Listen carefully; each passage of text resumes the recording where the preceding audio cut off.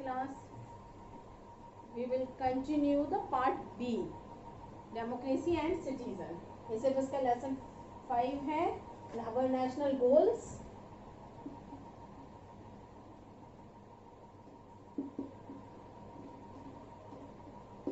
इसका हम part B start करेंगे, democracy and citizen. Previous part में हमने देखा था कि व्हाट आर नेशनल गोल्स, कि हमारे नेशनल गोल्स क्या थे. हमारे नेशनल गोल्स थे democracy, secularism, national unity, freedom, equality, social harmony and international peace and corporation. इन गोल्स को अचीव करने के लिए इंडियन कॉन्स्टिट्यूशन ने डेमोक्रेटिक गवर्नमेंट को एस्टैब्लिश किया और ये गवर्नमेंट इलेक्टेड हुई थी बाय द पीपल. फिर हमने डिस्कस किया डेमोक्रेसी, कि डेमोक्रेसी क्या है. Democracy is a form of government which is elected by the representative elected by the people. Then उसके बाद हमने देखा कि जो ऑब्जेक्ट्स है डेमोक्रेटिक गवर्नमेंट के वो था public welfare, freedom, equality and fraternity are the main components of the democracy without which democracy is inconceivable. तो यानी यहाँ पे जो फ्रीडम थी, इक्वलिटी थी एंड फ्रेटर्निटी बहुत इंपॉर्टेंट है, डेमोक्रेसी के कंपोनेंट हैं. देन हमने डिस्कस किया फ्रीडम, उसके बाद आया इक्वलिटी. यहाँ पे फ्रीडम में डिफरेंट टाइप्स की फ्रीडम थी, है ना. Individual freedom, civic freedom, political freedom, economic, social and religious freedom. Then equality, equality जो थी वो हमें इक्वल अपॉर्चुनिटी देती थी, है ना, और जो सारे सिटीजन से कानून की नज़र में सेम होते हैं. फिर हमने देखा types of equality, social equality, political equality, economic equality. फिर उसके इम्पोर्टेंस ऑफ इक्वलिटी देखे कि डिस्क्रिमिनेशन नहीं होता इक्वलिटी में, इक्वलिटी में सेफगार्ड फ्रीडम नेसेसरी है, ओवरऑल डेवलपमेंट ऑफ सिटीजन के लिए इक्वलिटी इंपॉर्टेंट है, and free and fair justice के लिए भी इक्वलिटी नेसेसरी. देन हमारा टॉपिक आया जस्टिस. जस्टिस भी बहुत ज़्यादा इम्पॉर्टेंट होता है. फ्री एंड फेयर सिस्टम होता है जस्टिस का, जो इंडिया को हेल्प करता है लॉज को इम्प्लीमेंट करने के लिए, फॉलोड बाय द ऑल, ताकि वो लोग पूरे उसको फॉलो कर सकें, है ना. पहले वो लॉज को इम्प्लीमेंट करता है, फिर उसके बाद लोग उसको फॉलो करते हैं. देन आया सेक्युलरिज्म. इसमें हमने देखा कि इंडिया एक सेक्युलर स्टेट है. सेक्युलर स्टेट होने की वजह से यहाँ पे रिलीजन को लेकर कोई भी डिस्क्रिमिनेशन नहीं होता. हर एक पर्सन अपने रिलीजन को फॉलो करने के लिए, उसमें वर्शिप करने के लिए फ्री है. जैसे पाकिस्तान का एग्जांपल लिया तो उसको इस्लामिक रिपब्लिक कहा गया, लेकिन इस्लामिक रिपब्लिक डिक्लेयर किया गया, लेकिन हमारे इंडिया में ऐसा कुछ नहीं है. हमारे इंडिया में तो कॉन्स्टिट्यूशन ने डिक्लेयर किया है कि ये एक सेक्युलर स्टेट है. यहाँ पे all types of the religion को बिलोंग करने वाले लोग रहते हैं और अपने रिलीजन को फॉलो करने के लिए वो एकदम फ्री है, आज़ाद है, उनको कोई भी रोक टोक नहीं है. उसके बाद हमने देखा इंटरनेशनल पीस एंड कॉर्पोरेशन. ये भी हमारे लिए एक नेशनल गोल था कि हम अपने अंतर्राष्ट्रीय शांति और कॉर्पोरेशन को बनाए रखें. नॉन अलाइंड मूवमेंट भी इसमें हमने स्टडी किया. डिसआर्मामेंट भी इसमें स्टडी किया कि हमें कुछ आर्म्स एंड एम्यूनिशंस की ज़रूरत पड़ी कि हम अपने इंडिया की पीस को बनाए रखें. पार्ट बी में स्टार्ट करते हैं हम democracy and citizen. Democracy is a type of administration. Democracy एक तरीके का एडमिनिस्ट्रेशन का टाइप है. ये आइडियल पॉलिटिकल सिचुएशन है. डेमोक्रेसी में कोई मेजॉरिटी रूल नहीं करती, बल्कि यहाँ पे रूल किया जाता है who will rule the nation and what will be the aim of administration. लेकिन फाइनलाइज ये क्या होता है, यहाँ पे किस तरीके से करा जाता है कि कौन रूल करेगा नेशन पे और क्या एडमिनिस्ट्रेशन, एम ऑफ एडमिनिस्ट्रेशन होगा. डेमोक्रेसी को डिफाइन किया था फर्स्टली अब्राहम लिंकन. आप जानते हैं अब्राहम लिंकन कौन थे? Abraham Lincoln was the first president of United state of America. उन्होंने एक डेफिनेशन दी थी, democracy is the government of the people, for the people and bye the people. Democracy वो government है जो लोगों के लिए, लोगों के द्वारा और लोगों के ही चुनी गई. इसको और अगर आप इस डेमोक्रेसी टर्म को क्लियर करना चाहते हैं, in more clear term, democracy means administration, एक ऐसा एडमिनिस्ट्रेशन जहां कॉमन पीपल अपने रिप्रेजेंटेटिव को अपने बीच में से ही सिलेक्ट करता है और वो मेजॉरिटी के इंटरेस्ट के अकॉर्डिंग ही काम करता है। Democracy out of all forms of government is rated best. अगर देखा जाए तो डेमोक्रेसी जो है all form of the government से बहुत ज़्यादा बेस्ट है। यहाँ पे हर एक सिटीजन एक इम्पॉर्टेंट पार्ट होता है गवर्नमेंट के फॉर्मेशन का। ऐसा नहीं है कि हर कोई भी इम्पोर्टेंट नहीं है, हर एक सिटीजन इम्पोर्टेंट है जब गवर्नमेंट का फॉर्मेशन होता है, क्योंकि हम ही लोग जाके वोटिंग करते हैं और अपना एक रिप्रेजेंटेटिव सिलेक्ट करते हैं, उसको इलेक्ट किया जाता है इलेक्शन में। Next point is democracy and citizen. Ideal democracy तभी पॉसिबल है जब when the citizen are conscious for their rights and duties। एक आइडियल डेमोक्रेसी तभी पॉसिबल है जब सिटीजन कॉन्शियस होगा अपने राइट्स एंड ड्यूटीज के प्रति। सिटीजन जो है एक करेक्ट डिसीजन लेगा और वो अपने एरिया और नेशन में क्या चल रहा है उसके लिए अवेयर होगा, जागरूक होगा। और they should try to gather information through various mediums like newspaper, radio, television, public meeting etcetera.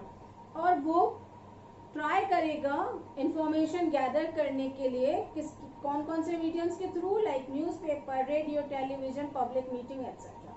इसके थ्रू हमें पता चलता है ना कि हमारे आसपास क्या हो रहा है ना। तो हमें न्यूज़पेपर ही बताता है सुबह सुबह, टेलीविजन, पब्लिक मीटिंग्स, आपस में बैठ जाते हैं लोग तो बातें करते हैं कि देखो सरकार ऐसी चल रही है, सरकार वैसी चल रही है, ये काम हो रहा है, वो हो रहा है। तो ये सब गैदरिंग होती है जिसकी वजह से हमें पता चलता है कि हमारे कंट्री में क्या चल रहा है। डेमोक्रेसी में all people should be literate and well informed. हर एक पीपल को लिटरेट होना चाहिए, पढ़ा लिखा होना चाहिए और वेल इन्फॉर्म्ड होना चाहिए। हर चीज की इंफॉर्मेशन उसके पास होनी चाहिए so that they can make use for their voting rights correctly, जिसकी वजह से वो अपने वोटिंग राइट्स का सही इस्तेमाल कर सकता है। एक पढ़ा लिखा इंसान ही सही और गलत का फैसला अच्छे से ले सकता है। The citizen have the right to criticize the working of the government। अब सिटीजन के पास एक ये भी राइट है कि वो गवर्नमेंट के वर्किंग स्टाइल को क्रिटिसाइज कर सकता है। मुझे नहीं पसंद आया भाई इस गवर्नमेंट के काम करने का तरीका, है ना, अपने अपने पॉइंट्स ऑफ व्यू है। They have the right to oppose anti people policy of the government, और वो अपोज कर सकता है एंटी पीपल पॉलिसी के थ्रू गवर्नमेंट को। The type of democracy in which the people elect their representative form of government is known as a representative democracy। Type of democracy में people elect करते हैं अपने representative को government बनाने में, और इसी को ही रिप्रेजेंटेटिव डेमोक्रेसी कहा जाता है। इंडिया क्या है? एक रिप्रेजेंटेटिव डेमोक्रेसी। रिप्रेजेंटेटिव डेमोक्रेसी में पॉलिटिकल पार्टी सिलेक्ट करती हैं कैंडिडेट्स को जो इलेक्शन कॉन्टेस्ट द इलेक्शन, जो इलेक्शन करता है। They canvass about their policies and programmes to inform the common people. और ये कैनवास करता है अपनी पॉलिसीज और प्रोग्राम्स को और इन्फॉर्म करता है कॉमन पीपल को। इसका मतलब ये हुआ कि डेमोक्रेसी में जब इलेक्शन होते हैं तो कॉमन पीपल वोटिंग करता है ना। पॉलिटिकल पार्टीज अपना एक कैंडिडेट खड़ा करती हैं, अब वो अपनी पॉलिसीज और प्रोग्राम्स कॉमन पीपल को बताती हैं कि आने वाले 5 सालों में आपके लिए रोड बना दी जाएगी, आपके घरों में नल लगवा दिए जाएंगे, आपको अच्छी जॉब अपॉर्चुनिटी मिलेगी। ऐसे ऐसे वादे उनको करता है, तो ये उसकी पॉलिसीज और प्रोग्राम्स होती हैं। तो जब कॉमन पीपल उस कैंडिडेट को इलेक्ट करता है और इलेक्शन में जिताता है तो वो कहलाता है रिप्रेजेंटेटिव, और ये कहलाती है रिप्रेजेंटेटिव डेमोक्रेसी। पॉलिटिकल पार्टीज जो हैं डेमोक्रेसी में एक इम्पॉर्टेंट रोल प्ले करती हैं। They explain their programme and policies to the voters. ये अपने पॉलिसीज और प्रोग्राम्स को वोटर्स मतलब हम जैसे कॉमन पीपल, उनको बताती है, एक्सप्लेन करती है। पॉलिटिकल पार्टीज जो है इम्पोर्टेंट रोल प्ले कर रही है डेमोक्रेसी में। ये लिंक होता है किसका? गवर्नमेंट और पीपल के बीच का। They help to form public opinion, और ये पब्लिक ओपिनियन को फॉर्म करने में हेल्प करती है। हम रिप्रेजेंटेटिव डेमोक्रेसी इसलिए कह रहे हैं कि हम अपने इतने सारे लोग अपने पॉइंट ऑफ व्यू लेके गवर्नमेंट के पास तो जा नहीं सकते, तो हम क्या करते हैं, अपना एक रिप्रेजेंटेटिव इलेक्ट करते हैं जो हमारे ओपिनियन को गवर्नमेंट तक पहुंचाते हैं और हमारे इंटरेस्ट की बात करता है। जैसे एग्जांपल ले लीजिए, आप स्कूल के क्लास के इतने सारे स्टूडेंट्स हैं, आप डायरेक्ट तो सर के पास किसी चीज को मैटर को सॉल्व करवाने लेके जा नहीं सकते, है ना। तो आप अपना रिप्रेजेंटेटिव करेंगे, आपने अपना रिप्रेजेंटेटिव बना लिया अपनी क्लास टीचर को।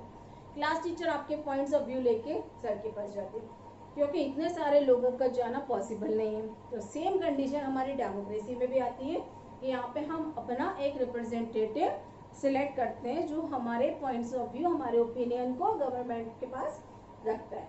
ये रिप्रेजेंटेटिव इलेक्टेड होता है पीपल्स के थ्रू और गवर्नमेंट फॉर्म होती है। ये जो पार्टी है वो secure the majority form of government, ये बिल्कुल सिक्योर होती है मेजोरिटी फॉर्म ऑफ गवर्नमेंट की। सॉरी, रिमेनिंग पार्टीज जो हैं वो अपोजिशन होती हैं।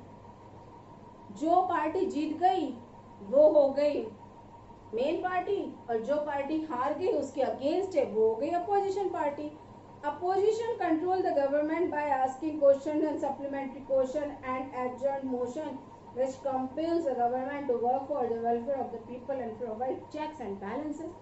अब जो गवर्नमेंट फॉर्म हुई है वो गवर्नमेंट के सामने, जो वो गवर्नमेंट कोई भी बात कर रही है किसी भी मैटर को लेके, तो अपोजिशन उसके अगेंस्ट क्वेश्चन उठाएगी, क्या आप ऐसा कर रहे हो, आपकी पॉलिसी प्रोग्राम ये है, तो इसमें ऐसा हुआ तो इसमें ऐसा करो तो ये उसके अगेंस्ट क्वेश्चन रखती है ना। और पब्लिक वेलफेयर के काम के लिए भी बोलती है कि मेन गवर्नमेंट जो है उसको ऐसा करना चाहिए, तो ये कौन करता है, ये अपोजिशन करती है उनके अगेंस्ट जा जाके। Next topic is adult franchise. Adult franchise means most of the democratic countries जो हैं वहां पे एडल्ट फ्रेंचाइज इनकॉर्पोरेटेड है। It means the most popular principle of voting, ये most popular principle है वोटिंग का। वोटिंग एंड इम्पोर्टेंट राइट है सारे सिटीजन्स के लिए। इंडियन कॉन्स्टिट्यूशन में वोटिंग राइट सिटीजन्स को प्रोवाइड किए गए हैं।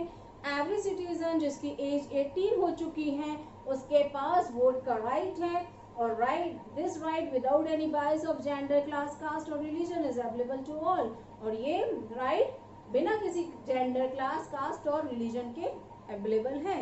यहाँ पे कास्ट रिलीजन नहीं देखा जाता। आप वोटिंग करने जाते हो, आपसे ये नहीं पूछते आप किस कास्ट के, कौन सी क्रीड है, कौन सी क्लास है, कौन सा रिलीजन है। आप सिर्फ क्या है, आप सिटीजन हैं और आपके पास राइट है वोटिंग का, और आप 18 एज से एबव हो चुके हैं। इसको हम कहते हैं universal adult franchise. We call it universal adult franchise. हर एक सिटीजन को पास वोटिंग का राइट होता है। एडल्ट फ्रेंचाइज जो बेस्ड है प्रिंसिपल ऑफ इक्वलिटी पे। एडल्ट फ्रेंचाइज किस पे बेस्ड है, इक्वलिटी के प्रिंसिपल पे बेस्ड है। यहाँ पे मैन वुमेन नहीं देखा जाता, कास्ट, क्रीड, रिलीजन नहीं देखा जाता, यहाँ पे सिर्फ इक्वलिटी देखी जाती है कि हर एक सिटीजन इक्वल है बिफोर द लॉ और उसके पास राइट है वोटिंग का। Next topic is voting and its importance. Voting जो है एक इम्पोर्टेंट रोल प्ले करती है डेमोक्रेसी में। जो वोटर है उसको means a ballot decide who will be his representative। जो वोटर है वो बैलेट से डिसाइड करता है कि उसका रिप्रेजेंटेटिव कौन होगा। We have had by now 17 general elections in India. हमारे इंडिया में 17 जनरल इलेक्शंस होते हैं। हर एक एडल्ट सिटीजन जो कंप्लीटेड कर लेता है 18 ईयर्स को, वो वोट करने के लिए कैपेबल हो जाता है। वो अपने अकॉर्डिंग टू चॉइस, अपनी चॉइस के अकॉर्डिंग वोट कर सकता है कि उसको वोट किसको देना है। यहाँ पे भी कोई जोर जबरदस्ती नहीं होती कि आप इसको दो, किसको दो, आपकी जो मर्जी है आप उसको वोटिंग कर सकते हैं। कुछ सिटीजन्स जो होते हैं वो अपने वोटिंग का राइट का यूज नहीं करते। क्या रीजन है, illiteracy and lack of awareness are the main reason behind it. इसके पीछे क्या कारण है, एक तो अशिक्षित होना और अवेयर नहीं होना, किसी भी चीज को लेकर जागरूक नहीं होना। कुछ सिटीजन्स होते हैं जो इनडिफरेंट एटीट्यूड के होते हैं। They think will it be benefit me, क्या फायदा होगा इससे मुझे, मैं क्यों वोट करने जाऊं, इसी एटीट्यूड में बैठे रहते हैं। They do not realise that voting is not only their right but it's their duty also. उनको ये नहीं समझ में आता कि वोटिंग जो है उनका राइट ही नहीं है बल्कि उनकी ड्यूटी भी बनती है। तो यहाँ पे ये देखा जाता है कि आपको राइट तो बहुत चाहिए कि मुझे तो ये अधिकार है तो मुझे ये चीज मिलनी चाहिए, लेकिन अपनी ड्यूटी फॉलो नहीं करनी है कि भाई मेरी ड्यूटी भी तो कुछ है। अगर हमारी कंट्री हमारे लिए कुछ करती है तो हमारी ड्यूटी भी बनती है कि हम हमारी कंट्री के लिए कुछ करें। इन इलेक्शन में जो वोटर होता है वो चूज करता है वेरियस कैंडिडेट्स में से अपने एक कैंडिडेट्स को। ये वोटर जो हैं वो क्वालिटीज और सोशल एक्टिविटीज जो होती है कैंडिडेट की उसके लिए अवेयर होता है, तभी उसको वोट देता है। हम बिना किसी चीज के किसी को वोट नहीं कर सकते हैं ना, उसमें कुछ क्वालिटी होनी चाहिए तभी हम वोट देंगे। वाइल मेकिंग द सिलेक्शन, है ना, सिलेक्शन के टाइम पे ऐसा किया जाता है। Voter should vote for the person who is fully devoted to the welfare of the people. Voter को उसी पर्सन को वोट करना चाहिए जो फुली लोगों के डिजायर को, उनके वेलफेयर को पूरा कर सके, यानी लोगों के वेलफेयर के लिए डिवोटेड हो, पूरी तरह उनको उनके काम करने के लिए समर्पित कहते हैं ना, वो होना चाहिए। At the time of election, election के टाइम पे पॉलिटिकल पार्टीज जो हैं अपने ऑब्जेक्टिव्स, अपने प्रोग्राम्स और अपने मैनिफेस्टोज को डिक्लेयर करती हैं, है ना। तो citizen should cast their votes in favour of those candidates who have faith in the unity and integrity of the nation. तो वोटर्स हैं उन्हीं को कास्ट करते हैं वोट जो कैंडिडेट्स के फेवर में हो और कैंडिडेट्स पूरा विश्वास उन पे रखें ताकि हमारे देश की यूनिटी एंड इंटीग्रिटी, है ना, एकता और अखंडता बनी रहे और पब्लिक वेलफेयर के का प्रोटेक्शन हो सके, है ना, उसके लिए भी कुछ काम किए जाएं। वोटिंग जो होती है बेस्ड होती है feelings of caste, religion and regions पे, वीकन्स द डेमोक्रेसी। वोटिंग अगर फीलिंग ऑफ कास्ट, रिलीजन और रीजन पे बेस्ड होगी तो डेमोक्रेसी को कमजोर बना देगी, है ना। तो इसलिए ये उस पे बेस्ड नहीं होती, ये बेस्ड होती है इक्वलिटी पे। अब हमारा आता है next point is fundamental rights.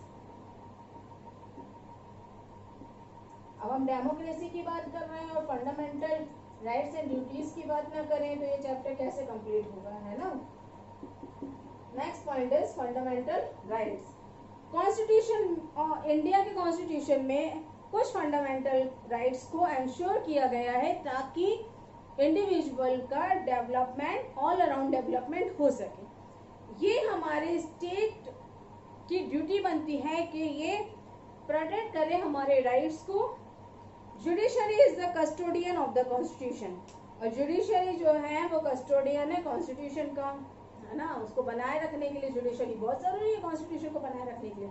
जो फंडामेंटल राइट्स हैं जो जिनको जुडिशरी प्रोटेक्ट करती है वो हैं 6 फंडामेंटल राइट्स जो इंडियन कॉन्स्टिट्यूशन में कन्फर्ड किए गए हैं। राइट टू इक्वलिटी, इक्वलिटी का राइट, राइट टू फ्रीडम, आजादी का अधिकार, राइट अगेंस्ट एक्सप्लॉयटेशन, शोषण के against right, right to freedom of religion, freely religion, धर्म का अधिकार, कल्चरल एंड एजुकेशन, संस्कृति और शिक्षा का अधिकार, एंड कॉन्स्टिट्यूशनल रेमेडी, संविधान की जो होती है ना उनका अधिकार। It is the duty of every citizen to follow the fundamental duties. ये बात हो गई फंडामेंटल राइट्स। अब हर एक सिटीजन की ड्यूटी बनती है कि वो अपने फंडामेंटल ड्यूटीज को फॉलो करें। Fundamental rights provide to all the citizen by the constitution. यहाँ पे जैसे फंडामेंटल राइट्स दिए गए हैं ऐसे कुछ फंडामेंटल ड्यूटीज भी कॉन्स्टिट्यूशन में प्रोवाइड की गई हैं। As we are conscious of our fundamental rights, we must responsible towards our national duties for the development of the country. जैसे हमारे फंडामेंटल राइट्स के लिए हम कॉन्शियस हैं उसी तरह से हमें हमारे फंडामेंटल ड्यूटीज के प्रति भी रिस्पॉन्सिबल होना चाहिए ताकि हमारी कंट्री का डेवलपमेंट हो सके। कुछ फंडामेंटल ड्यूटीज कॉन्स्टिट्यूशन में मेंशन की गई हैं, वो हैं it will be the duty of every citizen in India to follow the constitution. ये हर एक सिटीजन की ड्यूटी बनती है कि वो कॉन्स्टिट्यूशन को फॉलो करें। हमारे ideals, institution, national flag, national anthem को हर एक सिटीजन को रिस्पेक्ट करना चाहिए।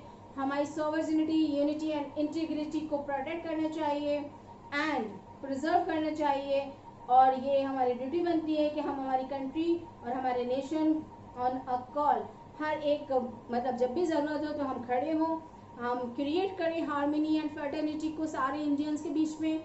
और जो फीलिंग है शुड बी अबव ऑल, जो नेशनलिटी की फीलिंग है वो रिलीजन्स, लैंग्वेज, रीजन और क्लास से बढ़ के होना चाहिए। किसकी फीलिंग? नेशनलिटी की। To denounce customs which are against women to protect the natural environment, और कुछ कस्टम्स जो वुमेन्स के लिए बुरे हैं उनके अगेंस्ट होना चाहिए, और हमारे नेचुरल एनवायरमेंट को भी प्रोटेक्ट करने की ड्यूटी भी हमारी ही बनती है। तो ये सब क्या है? ये ड्यूटीज है। जैसे फंडामेंटल राइट्स है कॉन्स्टिट्यूशन में, ऐसे ही फंडामेंटल ड्यूटीज हैं।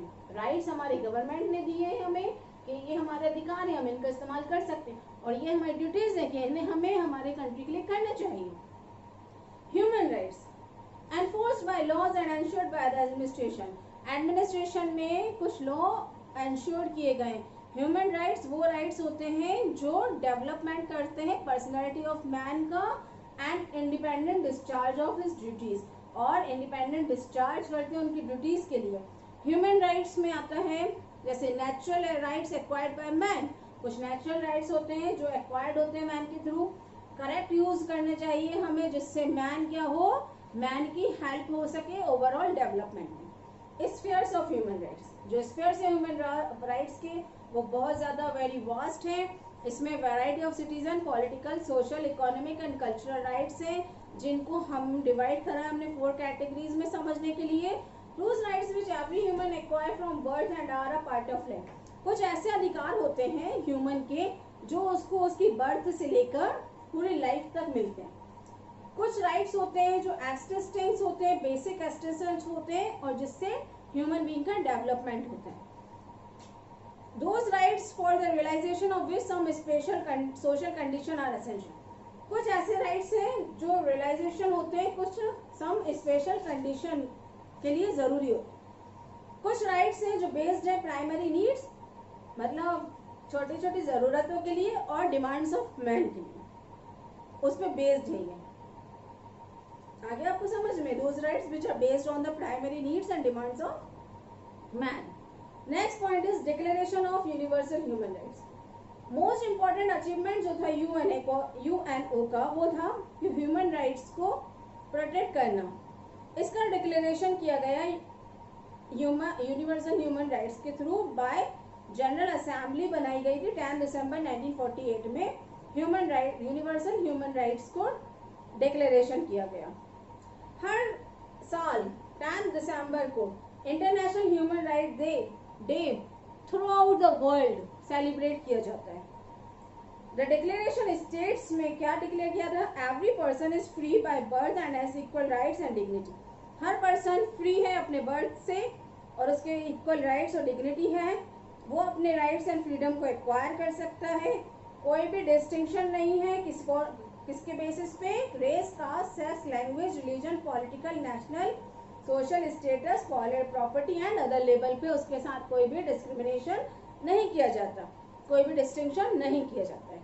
Human rights and its protection, जो राइट्स हैं different social level of the society में क्या है, डिफरेंट है। Through education following efforts can be made to spread awareness of human rights among the masses. कुछ ऐसे हैं एफर्ट्स जिसकी वजह से ह्यूमन राइट्स के लिए अवेयर बताया गया है। To take out rallies from human chains and to organise mission for awareness of human rights, मतलब कुछ ह्यूमन चेन बनाना एंड अपने मिशन को ऑर्गेनाइज करना ताकि ह्यूमन राइट्स के लिए अवेयरनेस हो सके। To spread information through the medium of television, radio and video films, information को फैलाना किस मीडियम से, television, radio and video films के थ्रू। प्रोपगेट करना एंड कम्युनिकेट करना न्यूज़पेपर, पोस्टर एंड स्लोगन्स के थ्रू।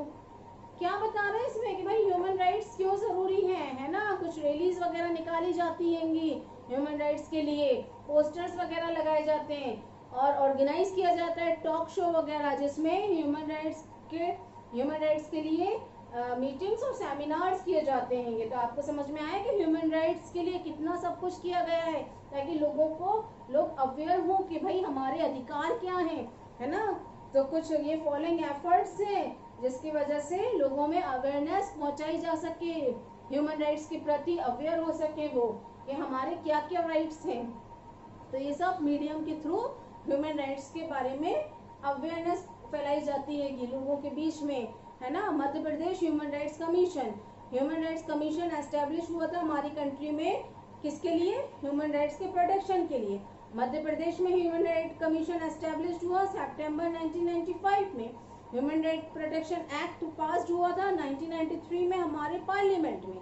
इसके अकॉर्डिंग जो मध्य प्रदेश का ह्यूमन राइट था वो फॉर्म हुआ इंडिपेंडेंट एंड ऑटोनोमस बॉडी में, हुज एम इज, उसका एक मेन एम क्या था कि ह्यूमन राइट्स को प्रोटेक्ट करना। इस एक्ट का एम क्या था कि भाई ह्यूमन राइट को क्या करें? प्रोटेक्ट करें। In addition to this, the human right protection endeavors to spread human rights to the common masses. इसमें ये बताया गया, ये एडिशन किया गया कि ह्यूमन राइट्स को प्रोटेक्ट करें, है ना, और कॉमन मासेस, हर एक कॉमन इंसान तक ह्यूमन राइट्स को पहुंचाया जाए। जो ऑफिस है एमपी में ह्यूमन राइट्स कमीशन का, वो सिचुएटेड है भोपाल में।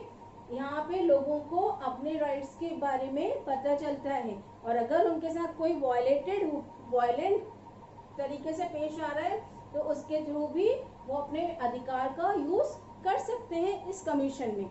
Ways to send complaints to the commission. अब तरीका क्या है कि यहाँ इस कमीशन में कंप्लेंट पहुंचाने का? ये तरीका है कि कोई भी व्यक्ति जिसको वायलेंट किया जा रहा है उसके साथ वो जाके कंप्लेंट कर सकता है, रिटर्न दे सकता है एक ऑर्डिनरी पेपर में, या डायरेक्टली जाकर ऑफिसर जो है कमीशन के उनसे अपनी शिकायत दर्ज करवा सकता है। लीगल हेल्प ले सकता है, और a lawyer is not required to send the complaint. Complaint भेजने के लिए लीगल हेल्प और लॉयर की जरूरत नहीं होती, यहाँ पे आप डायरेक्ट जा सकते हैं। ह्यूमन राइट का मतलब आप समझ रहे हैं? मानव अधिकार आयोग है ना, जो भोपाल में है, जिसमें आप खुद जाके अपनी शिकायत दर्ज कर सकते हैं कि भाई ऐसा हो रहा है मेरे साथ, मेरे अधिकार ऐसा है और मुझे वो अधिकार नहीं मिल रहा, मेरे साथ गलत व्यवहार किया जा रहा है, तो उसके अगेंस्ट आप जाके कंप्लेंट कर सकते हैं। There is no provision of format, no need of any stamp paper और fee to send the complaint. यहाँ पे कोई प्रोविजन नहीं है फॉर्मेट का, कोई स्टाम्प पेपर नहीं लगता और कोई भी फीस नहीं लगती इस कंप्लेंट को लिखवाने के लिए या कंप्लेंट फाइल करवाने के लिए। Next topic is success of democracy. Democracy success कैसे होगी? We have to protect and develop our democracy. हम अगर अपने डेमोक्रेसी को प्रोटेक्ट और डेवलप करना चाहते हैं, success of democracy depends on following factors. तो हमें उसके लिए कुछ फॉलोइंग फैक्टर्स इस सक्सेस ऑफ डेमोक्रेसी में डिपेंड करते हैं। लिटरेट सिटीजन, सिटीजन का लिटरेट होना बहुत जरूरी। पीपल जो पॉलिटिकल प्रोसेस में, डेमोक्रेसी की पॉलिटिकल प्रोसेस में पार्टिसिपेट करते हैं, तो वो कैसे होना चाहिए? लिटरेट होना चाहिए, है ना, और उनको पॉलिटिकल इशू के बारे में अच्छे से समझ होनी चाहिए। Therefore citizen must be educated, उन्हें एजुकेटेड होना चाहिए।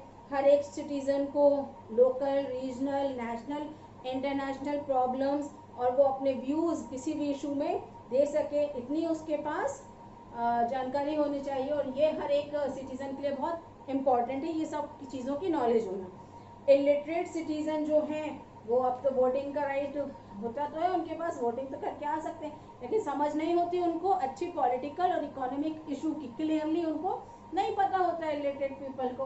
तो हमारा डेमोक्रेसी सक्सेस के लिए फर्स्ट चीज़ क्या है कि एजुकेटेड सिटीजन जो है फर्स्ट कंडीशन है डेमोक्रेसी की सक्सेस के लिए, है ना। तो एजुकेशन बहुत ज़्यादा इम्पॉर्टेंट है, तो हर एक सिटीजन को एजुकेटेड होना चाहिए। Next point is political awareness. Political awareness का मीन्स होता है कि सिटीजन जो हैं उनको अवेयर होना चाहिए अबाउट पॉलिटिकल इश्यूज, और उनमें सोचने समझने की क्षमता होनी चाहिए, पॉलिटिकल पॉइंट ऑफ व्यू से वो सोचे समझे, और यहाँ पे वो एबल हो डिफ्रेंशिएट करने के लिए कि steps and efforts to government could affect public interest, कि कौन सा ऐसा एफर्ट गवर्नमेंट लगा रही है जो पब्लिक इंटरेस्ट के लिए अच्छा है, and which one leaves anti public impact, और कौन सा बुरा है। अगर पॉलिटिकल अवेयरनेस की कमी होगी तो क्या होगा कि वो अपने क्लैशेस को सॉल्व नहीं कर सकते, है ना, म्यूचुअल डिस्कशन नहीं कर पाएंगे वो, और अगर वो एजुकेटेड होंगे तो वो सॉल्व करेंगे अपने क्लैशेस को बाय म्यूचुअल डिस्कशन। तो हर एक सिटीजन को पॉलिटिकली अवेयर होना चाहिए, और अगर वो पॉलिटिकल अवेयर नहीं है तो इट मीन्स अनडेमोक्रेटिक मीन्स है वो। तो यहाँ पे पॉलिटिकल अवेयरनेस होना बहुत जरूरी है। Next point is liberty of press. यहाँ पे इंडिपेंडेंट प्रेस होना बहुत जरूरी है सक्सेस ऑफ डेमोक्रेसी के लिए। फ्री प्रेस बहुत ज्यादा नीडेड है गवर्नमेंट के लिए, ताकि वो एनक्रोच कर सके फ्रीडम ऑफ सिटीजन को। फ्री प्रेस क्या करती है कि फ्री प्रेस गवर्नमेंट के इन्फ्लुएंस के बिना, प्रेशर के बिना, प्रेजेंट डिमांड जो है पब्लिक की वो प्रेस मतलब प्रिंट करती है। It is only press that highlight public interest issue. सिर्फ प्रेस ही है जो पब्लिक इंटरेस्ट के इश्यूज को हाईलाइट करती है, इसलिए हम कह सकते हैं that is why free press is called the fourth pillar of democracy. ये जो फ्री प्रेस है वो फोर्थ पिलर है डेमोक्रेसी का, मतलब चौथा स्तंभ है जिसपे हमारी डेमोक्रेसी खड़ी है, क्योंकि पेपर में ही न्यूज प्रिंट की जाती है कि पब्लिक क्या चाह रही है गवर्नमेंट से, और गवर्नमेंट इसको लेके काम भी कर रही है कि नहीं कर रही है। तो लिबर्टी ऑफ प्रेस है। Next point is social and economic equality. Social and economic equality बहुत मस्ट है हमारे डेमोक्रेसी की सक्सेस के लिए। डेमोक्रेसी स्मूथली फंक्शन नहीं कर सकती अगर ये सोशल एंड इकोनॉमिक इक्वलिटी नहीं है। और क्योंकि हमारी सोसाइटी में क्या है, हाई लो, ऊपर नीचे, गरीब अमीर, अनटचेबिलिटी जो है वो बहुत ज्यादा कंटिन्यू परसिस्ट है हमारी सोसाइटी में। तो economic cheers will always create mutual rivalries among different section in the society will aggravate resentment. तो ये सब क्या हो रहा है, इन सब की वजह से एक म्यूचुअल राइवलरीज क्रिएट हो रही है हमारी different section of the society में। जो ये डिवीजन है रिच और पुअर का, ये क्रिटिकली डैमेज होता है किसके थ्रू, डेमोक्रेसी के थ्रू। हैंस इसलिए there should be a society where the gap between the poor and rich is less and social economic inequality is negligible। तो इसलिए जो हम गैप है अमीर और गरीब में वो कम होना चाहिए, एंड सोशल और इकोनॉमिक इनइक्वलिटी नेग्लिजिबल होना चाहिए। जो नैरो कॉन्सेप्ट है कास्ट और ब्लड का, स्टम्बलिंग ब्लॉक फॉर डेमोक्रेसी। जो नैरो कॉन्सेप्ट है, बहुत छोटा सा कॉन्सेप्ट, बहुत सकड़ा कहते हैं ना, बहुत छोटा जो एक कॉन्सेप्ट है कास्ट और ब्लड को, वो स्टम्बलिंग करता है, ब्लॉक करता है डेमोक्रेसी को, है ना। तो सोशल एंड इकोनॉमिक इक्वलिटी भी डेमोक्रेसी की सक्सेस के लिए बहुत ज्यादा जरूरी है। तो इस चैप्टर में हमने डिस्कस करा डेमोक्रेसी एंड सिटीजन, देन हमने डिस्कस करा एडल्ट फ्रेंचाइज, फिर हमने बताया वोटिंग और उसके इम्पोर्टेंस क्या है। कॉन्स्टिट्यूशन में fundamental rights and fundamental duties को मेंशन किया गया। फिर बताया ह्यूमन राइट्स, मानव अधिकार क्या है, तो मानव अधिकार के स्फीयर्स बताया, डिक्लेरेशन बताया यूनिवर्सल ह्यूमन राइट्स का, ह्यूमन राइट्स एंड इट्स की प्रोटेक्शन।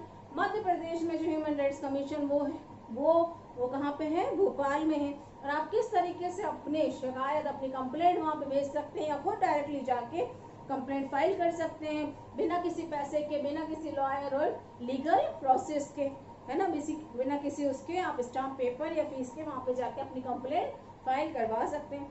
अब फिर आया सक्सेस ऑफ द डेमोक्रेसी की। डेमोक्रेसी की सक्सेस किस किस पे बेस्ड है, डेमोक्रेसी की सक्सेस है बेस्ड पे सक्सेस ऑफ द डेमोक्रेसी जो है फॉलोइंग फैक्टर्स पे डिपेंड है ना। कुछ फैक्टर्स हैं जिस पे ये डिपेंड होती है कि तो लिटरेट सिटीजन, पढ़ा लिखा व्यक्ति, पॉलिटिकल अवेयरनेस, राजनीति के प्रति जागरूकता, लिबर्टी ऑफ प्रेस के लिए liberty, and social and economic equality. तो ये हमारा चैप्टर नंबर 5 सिविक्स का अवर नेशनल गोल्स कंप्लीट होता है। वैसे आपका ये चैप्टर नंबर 2 है our national goals. Okay, thank you.